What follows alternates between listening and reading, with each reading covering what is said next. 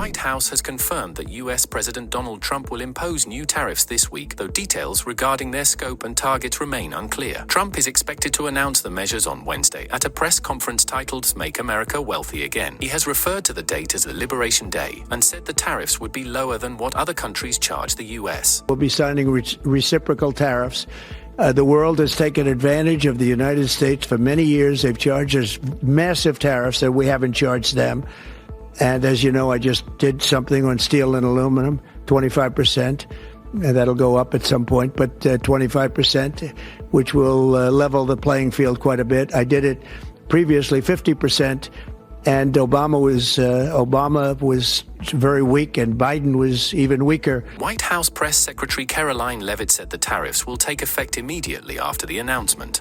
Looking ahead to tomorrow, April 2nd, 2025, will go down as one of the most important days in modern American history. Our country has been one of the most open economies in the world, and we have the consumer base hands down, the best consumer base. But too many foreign countries have their markets closed to our exports. This is fundamentally unfair. The lack of reciprocity contributes to our large and persistent annual trade deficit that's gutted our industries and hollowed out key workforces. But those days of America, beginning tomorrow, being ripped off are over. American workers and businesses will be put first under President Trump, just as he promised on the campaign trail. The president's historic action tomorrow will improve American competitiveness in every area of industry, reduce our massive trade deficits, and ultimately protect our economic and national security.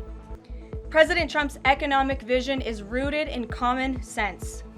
America will offer companies the lowest taxes, energy costs, regulations, if they make their products right here in the United States and hire American workers for the job.